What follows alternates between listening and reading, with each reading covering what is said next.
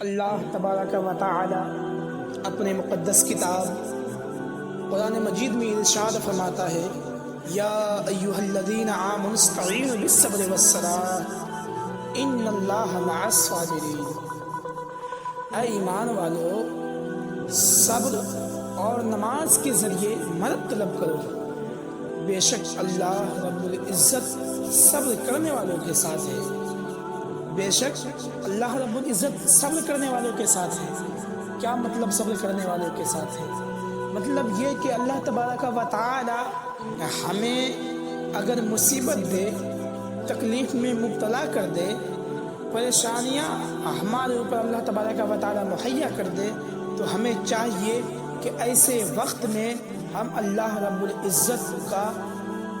شکر ادا کریں اور رب سے دعا کریں کہ مولا تیرا لاکھ لاکھ شکر ہے کہ تو نے اپنی یاد میرے دل میں داخل کرنے کے لیے تو نے میرے اوپر مصیبتیں مہیا کر دیا۔ یاد رکھے اللہ تبارک و تعالی اپنے پسندیدہ بندوں کو ہی مصیبتیں مبتلا کرتا ہے،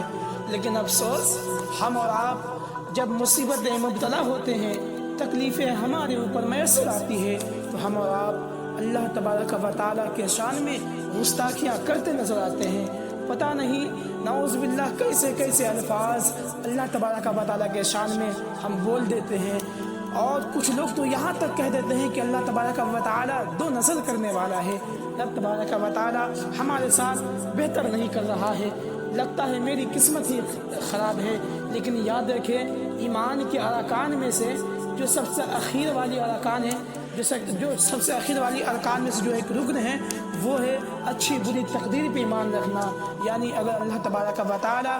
آپ کے ساتھ بھلائی کا معاملہ کر رہا ہو تو اس پہ بھی یقین رکھنا کہ اللہ تبارک و تعالیٰ اگر ہمارے اوپر مصیبت مہیا کیا ہے تو وہی رب اس مصیبت کو دور کرے گا۔ کیوں؟ اس لیے کہ اللہ تبارک و تعالیٰ قرآن مجید میں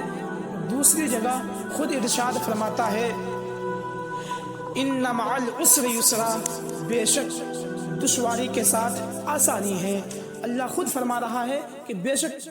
دشواری کے ساتھ آسانی ہے، لیکن افسوس ہم انسان اتنے ناشکرے ہیں کہ اگر اللہ ہمیں مصیبت دے تو ہم صبر و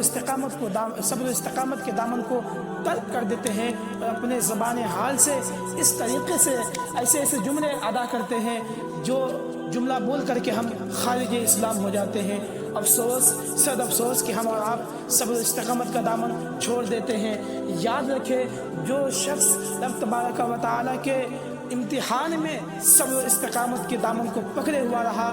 زندگی بھر اگر وہ صبر و استقامت کے دامن کو پکڑے ہوا رہا اور شریعت مطہرہ کے مطابق اپنی زندگی گزارا، یقیناً وہی شخص دنیا و آخرت دونوں جگہ پہ کامیاب ہے۔ لیکن افسوس ہم اور آپ تو محض لذت دنیا میں مشغول ہے۔ صبر کسے کہتے ہیں یہ تو ہم ترک کر چکے ہیں۔ اگر اللہ ہمیں دولت دے، شہرت دے، عزت دے تو ہم رب کا شکر ادا کرتے ہیں، لیکن اللہ تبارک و تعالیٰ ہمیں مصیبتیں دے، تکلیفیں ہمارے اوپر مہیا کر دے تو ہم فوراً کہہ دیتے ہیں کہ اللہ تبارک و تعالیٰ ہمارے ساتھ بہتر نہیں کر رہا۔ ارے ذرا سوچے تو صحیح، جب ایک ماں کی محبت کا یہ عالم ہے کہ اگر اس کے سامنے سے اس کا لال، اس ماں کا بچہ اگر ماں کے آنکھوں کے سامنے سے اوجھل ہو جائے تو ماں پریشان ہو جاتی ہے، ماں کا دل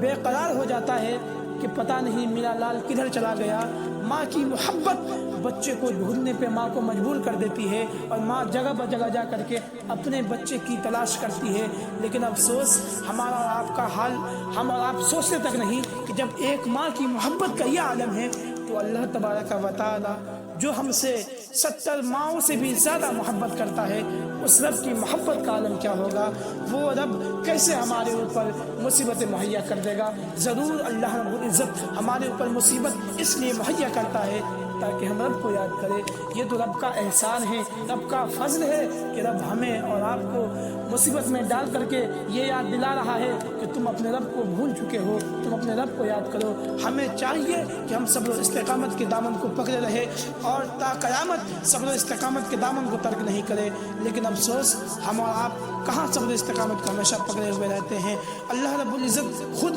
دوسری جگہ ارشاد فرماتا ہے قرآن مجید میں، وَلَنَبْلُوَنَّكُمْ بِشَيْءٍ مِّنَ الْخَوْفِ وَالْجُوعِ وَنَقْصٍ مِّنَ الْأَمْوَالِ وَالْأَنفُسِ وَالثَّمَرَاتِ وبشر الصابرین، اور ہم ضرور تمہیں کچھ ڈر اور بھوک سے اور کچھ مال و جان و پھلوں کی کمی سے آزمائیں گے، اور صبر کرنے والوں کو خوشخبری سنا دو۔ یہ رب خود فرما رہا ہے وبشر الصابرین، اور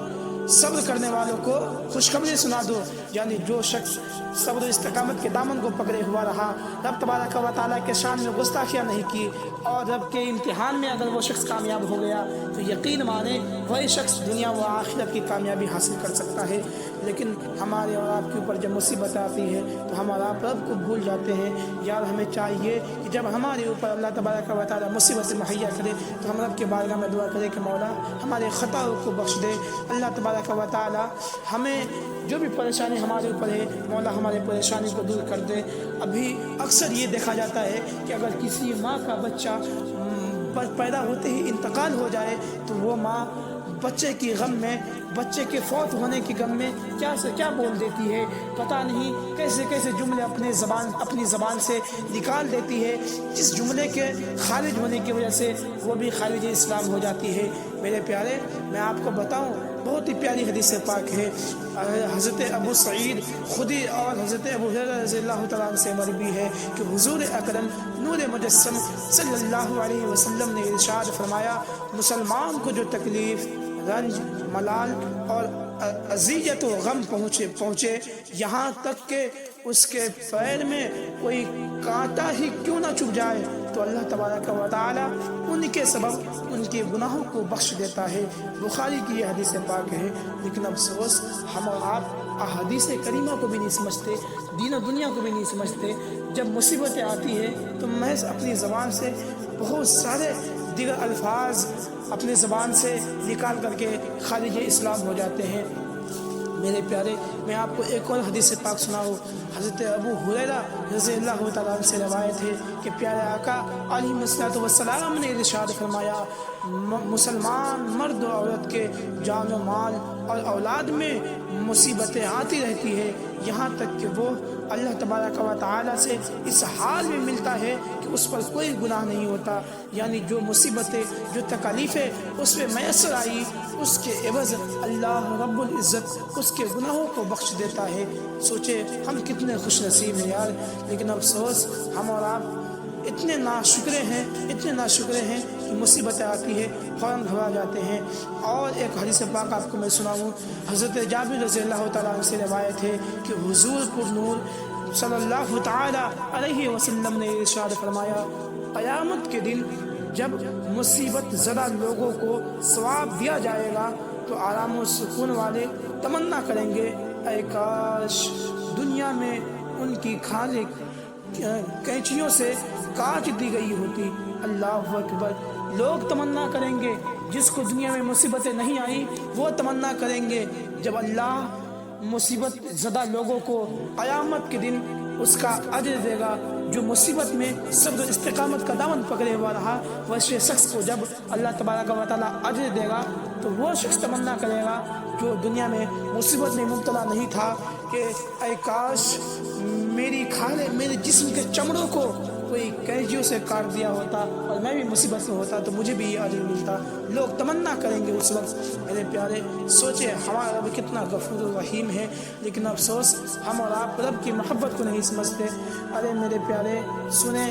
جب ایک ماں اپنے بچے سے محبت کرتی ہے تو وہ اپنے بچے سے بے پناہ پیار کرتی ہے، تو سوچو اللہ تبارک و تعالیٰ کروڑوں ماؤں سے بھی زیادہ ہم سے محبت کرتا ہے، تو وہ رب کیوں نہیں کیسے وہ رب ہمارے بارے میں کچھ بھی دیگر باتیں اور ہمارے اوپر مصیبت مہیا کر سکتا ہے۔ وہ ضرور اپنی یاد دلانے کے لیے ہمیں مصیبت میں ڈالتا ہے۔ ہمیں چاہیے کہ مصیبت میں جب رہے تو صبر و استقامت کا دامن پکڑے رہے اور اللہ سے دعا کرے کہ مولا اس مصیبت کے سبب ہماری خطاؤں کو بخش دے۔ دعا کرتا ہوں مولا تبارک و تعالیٰ ہم سب کو صبر کرنے والوں میں شامل کر دے اور ہم سب ہمیشہ صبر و استقامت کے دامن کو پکڑے ہوئے رہے اور رب کے بارگاہ میں اپنی خراج عقیدت اور اپنی بندگی کا ثبوت ظاہر کرتے رہے۔ دعا کرتا ہوں اللہ سب کو شاد و آباد رکھے۔ السلام علیکم ورحمۃ اللہ وبرکاتہ۔